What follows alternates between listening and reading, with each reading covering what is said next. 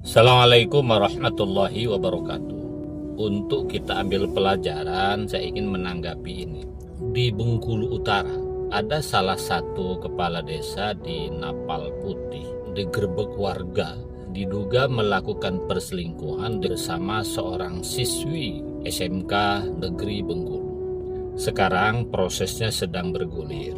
Orang tua wanita selingkuhannya itu sudah mengadukan ke PPA dan juga lapor ke polisi.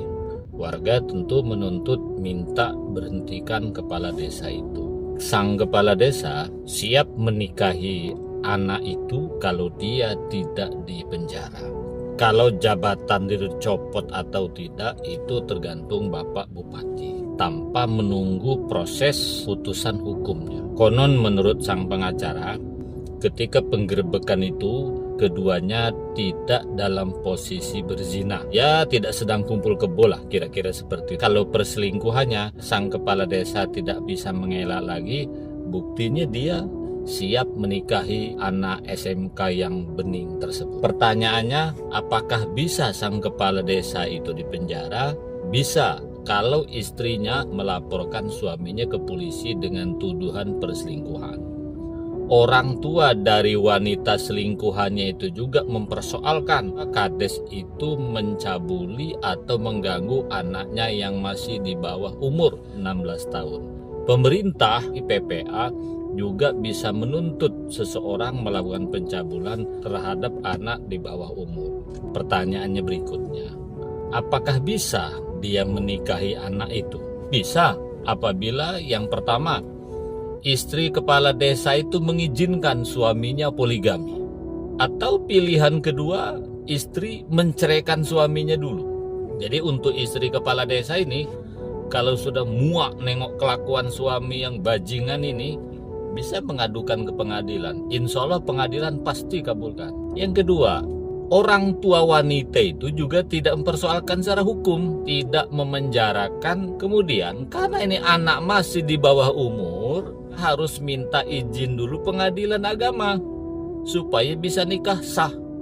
Lalu bagaimana kalau misalnya tak usah izin pengadilan agama, tak ada izin istri, kok bisa nikah lagi? Nah, biasanya memalsukan identitas atau nikah siri. Hanya saja begini, saya kok kadang merenung ya. Kalau kita mau jadi tokoh masyarakat, salah satunya menjadi kepala desa, ketua RT, ketua RW, ketua masjid, ketua-ketua apapun, harus bersiap diri menjadi orang yang terbaik, tidak melakukan perbuatan yang memalukan. Karena kita ini orang yang dituakan, bukan hanya siap memimpin agar masyarakat itu baik atau tidak, tetapi menjadikan diri kita ini yang terbaik.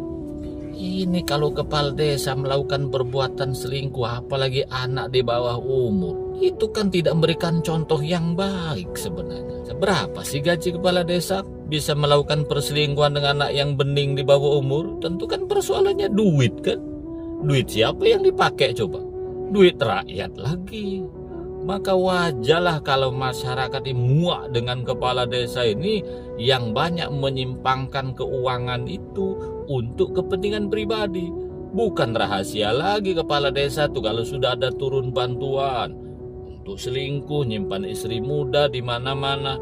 Ini kepala desa ini ketangkap karena apa saja, di tempat lain pun masih banyak lagi kan. Coba saya ingin minta pendapat netizen dulu atas kasus kepala desa ini. Sebaiknya kepala desa itu dinikahkan atau dipenjarakan?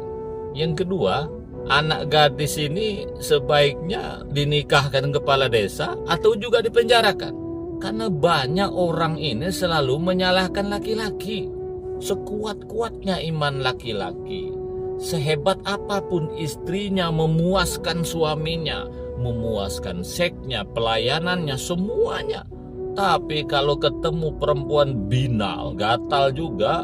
Kalau ketemu perempuan pelakor jahanam, iman laki-laki itu bisa rontok. Saya tidak setuju kalau terjadi perselingkuhan, kalau adanya pelakor merusak keluarga seseorang. Kalau saya setuju, yang dipenjara bukan hanya laki-lakinya, perempuannya pun harus dimasuk penjara. Dengan catatan wanitanya ikut serta aktif aktif menggoda kepala desa. Anak yang di Bengkulu ini dipenjarakan atau dinikahkan saja. Saya kan hari-hari menangani konflik rumah tangga. Hati-hati kita yang punya anak wanita sudah bergaya orang dewasa. Ingin memiliki HP yang bagus-bagus, ingin memiliki pakaian yang bagus-bagus. Setiap saat skincare, itu kan khusus orang dewasa. Gak ada zaman dulu anak-anak sekolah pakai skincare dan segala macam. Pertanyaannya, duit dari siapa dia? Jangan-jangan anak wanita kita ini sudah open BO, atau anak kita ini sudah menjadi salah satu bibit pelakor jahanam yang merusak rumah tangga orang. Demikian, mudah-mudahan ada manfaatnya. Wassalamualaikum warahmatullahi wabarakatuh.